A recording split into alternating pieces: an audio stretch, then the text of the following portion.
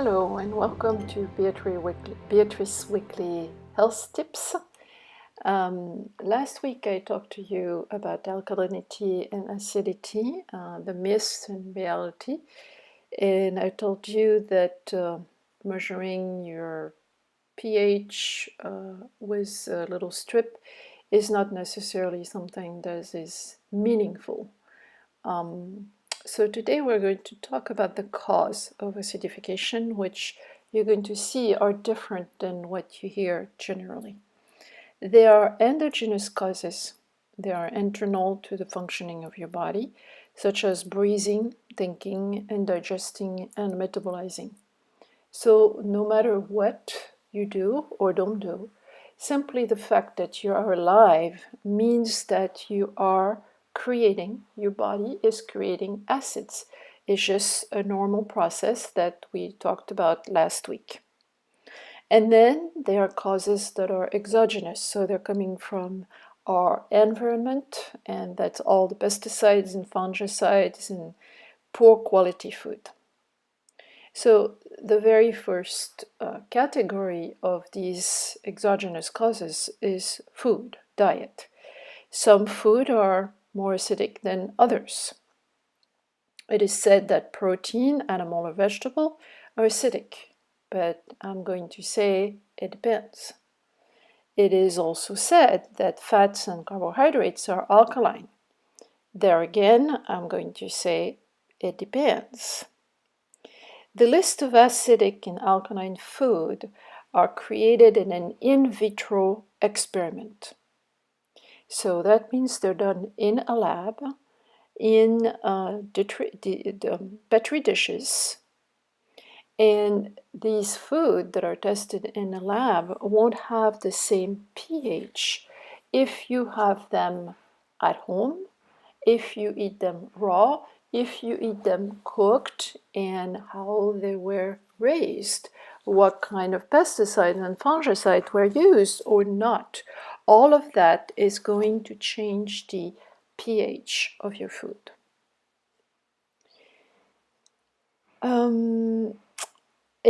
It's important to note that it is not the taste of the food that determines if it is alkaline or acidic. So, for example, a lemon is not necessarily acidic for the body, quite the contrary. The results of acidity or alkalinity is after digestion and assimilation.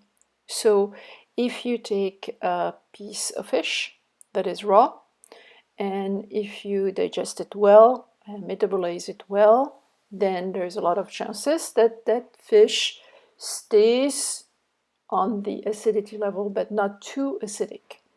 But if you were taking that same fish and you were smoking it and barbecuing it and adding some kind of junk sauce or I don't know what, like artificial flavor for smoking usually is done, then this meat is going to be way more acidic than the fish that you ate raw or you simply marinated and cooked gently. So the acidity is going also to depend on your digestion abilities and your assimilation abilities.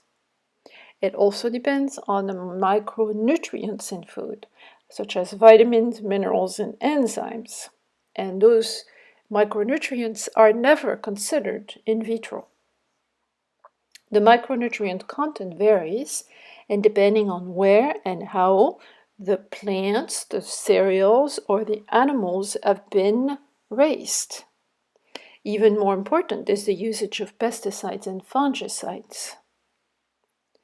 Because, of course, between a organic wheat, non-GMO, no pesticides, no fungicides, and a GMO hybridized spray with glyphosate type of wheat, you can certainly understand that there's a difference. And if you measure the pH of that wheat, it's going to be very different. And I know for sure, for a fact, that the wheat that has been sprayed with glyphosate and GMOs and hybrid is going to be more acidic. That's a fact. You also have to consider that during a meal, you're mixing food. So you have food that are acidic and you have food that are alkaline, and they neutralize each other. That's why typical dishes all around the world are made of protein and veggies. You have fish and vegetables, you have meat and vegetables. And during the same meal, there is a lot of interaction that can make the food more or less acidic or alkaline. So what makes the food more acidic? Usually, it's chemical treatments, such as pesticides, fungicides, insecticides, and fertilizers. The food is more acidic when it's highly processed. The fruits and the vegetables that are harvested too early and then ripe artificially are more acidic. The soil where the plants grow is now too acidic. And the poor quality of food, animal food, junk food for animals, equal meat that is acidic. So you can see that when we talk generally speaking, oh, we should not eat meat because it's too acidic. Well, my answer is it depends. What kind of meat are we talking about?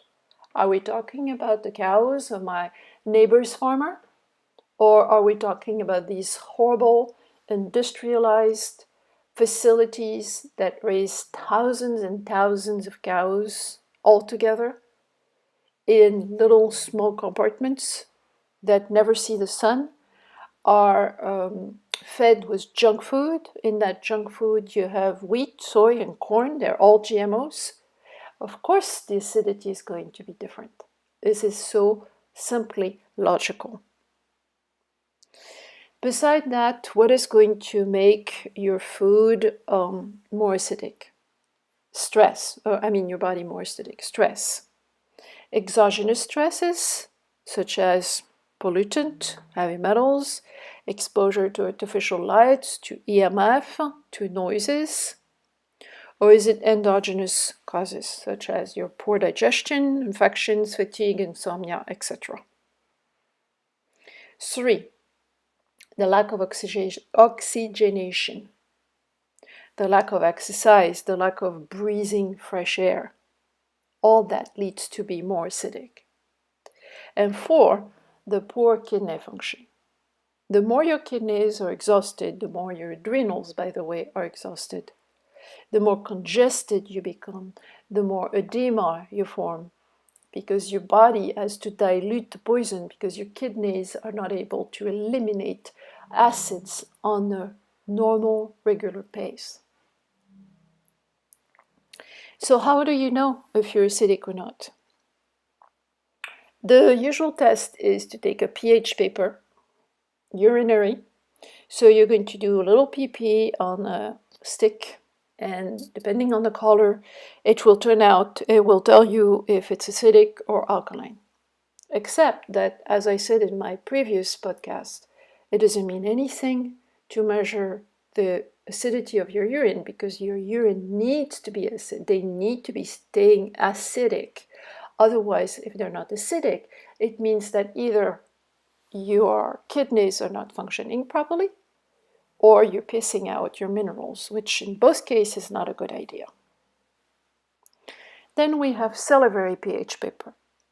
But the problem with salivary pH is that it changes all the time. It changes depending on what you eat, how you digest, if you have a healthy flora of the mouth or not. Depends if you're stressed. So that's not a good way either. So you can throw away the pH paper. It's not working. In order to know or to make an assumption that you're acidic, you need to look at some criteria. For example, if your kidneys are not filtering properly and you start to have edema and congestion, that's a sign of acidity. If you're chronically exhausted, that's a sign of demineralization and acidification. If you have osteoporosis or weakness of the bones, of the tendons, of the muscles, and you injure yourself very quickly, very easily, then you're acidic. If you have nervous disorders that will lead to neurodegeneration, depression, anxiety, insomnia, sleep issues, then you're acidic. If your gums are inflamed, if you have weakness of the teeth, of your hair, of your nails, that's a sign of acidity. If you're fatigued, exhausted, burnout, that's a sign of acidity. Dry skin, dry mucous membrane, mental fatigue, and inability to lose weight, they're all signs of acidity. Basically, when you're acidic, you are rusting, you are oxidizing, you are using up your tissue way too fast, your cells way too fast, you don't renew fast enough. So you use yourself too fast, you age too fast. That's a sign of acidity. So when we talk about acid food-based lists, you can see on the internet and everywhere else in the pharmacy, etc., in alternative medicine, they give you a list of alkaline food, acidity food. This is wrong, because this is made in a lab in a Petra dish. It has nothing to do with what is really happening in your body in vivo. So drop that. If you are testing with a pH paper, drop that also.